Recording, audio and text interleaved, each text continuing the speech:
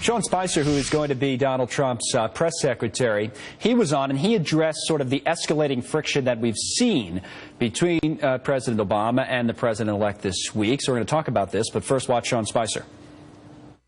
But I think that there's probably a bit of, well, potentially some jealousy at the amount of accomplishments that have already been occurring, both in terms of domestic policy, the job creation. This is a president who is going to accomplish more before becoming president than some presidents may have accomplished in their first couple of months in office.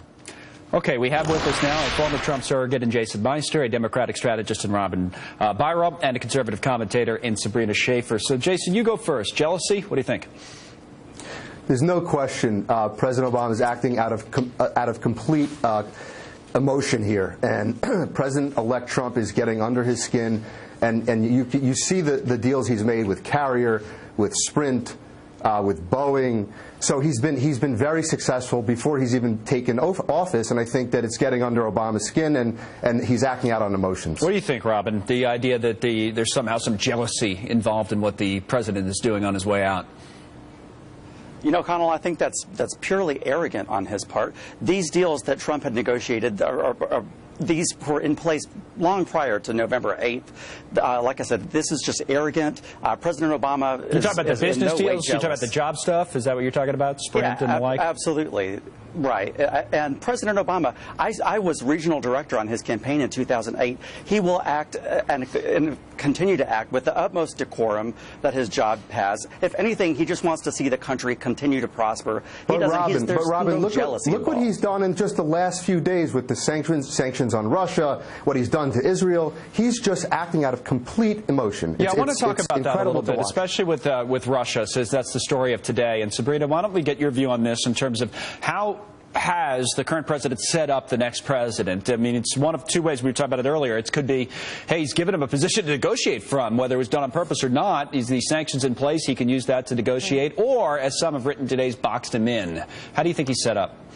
Right. Well, look, I mean, I think that it's sort of important to take a step back and realize that we're looking at two administrations, one incoming and one outgoing, that are, doing a little bit of grandstanding, both of them. And they're both interested in sort of reminding the world that they have competing views on how to run the government, how large the government should be and what kind of accomplishments they want to have in terms of foreign policy and domestic policy. So, of course, it's not surprising that we're seeing President Obama sort of try to push through a number of regulations on his way out and make these comments about Israel and set things up on the Russia stage. And at the same time, it's not surprising that Trump wants to come in appearing to be already sort of in charge with confidence from the American people. So I think we have to sort of, walk a fine line. I don't think either is really in the right here. All right. So, well, okay, that's fair. Jason, to go back to you on the point you were starting to make there. So the president-elect comes in. He's inaugurated January 20th as the next president. How do you think he handles these various situations? Does he, for example, if we take up Russia, first of all, does he go in there and change the position he's had? Does he stay friendly towards the Russians? Do you use these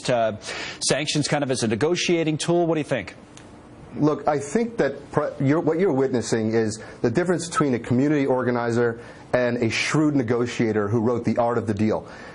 President-elect Trump is running circles around President Obama, and I think what you're seeing is you're seeing someone who knows how to make good deals, someone who knows how to position the U.S. properly. It's not such a bad thing to use Russia in certain ways to put China on the defense. I think that what Trump is doing, he's a chess player, and he knows how to play the game. The and question he's doing is, it very, he's very playing be a tough chess opponent, I would think, in Vladimir Putin. But in terms of who's using who, and you're saying, Jason Robb is making the point that it is Trump who's ahead of the game, kind of using Russia, pitting them against China. But that will be an interesting dynamic to watch. What do you think, Robin? This is the art of the deal. This is the art of the election. We're beyond that now, and Donald Trump, I don't know what he's doing. He's making these victory laps. He's not taking calls from foreign leaders. He's only taking his security briefings once a week. What is there to be jealous of? President Obama is on a hopeless tour.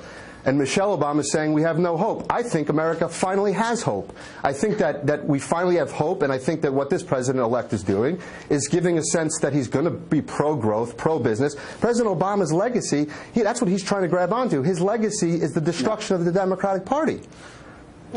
President Obama has already said that he will dedicate more time than presidents typically allow for a transition, so that to ensure a smooth transition. I wonder what it'll because be like all that he's afterwards. concerned about is the Transition. That's what he's welfare of our really doing. He's country. doing a smooth Do you transition. think these two will have any relationship, Sabrina, after the 20th, or they'll just never speak again? You know, I suspect that this is not going to be sort of a warm and cuddly relationship. I think if we really look back and sort of think about what's happening here, is that President Obama, whether you like him or not, is of a progressive mindset. He believes, deeply sort of in top-down government regulations.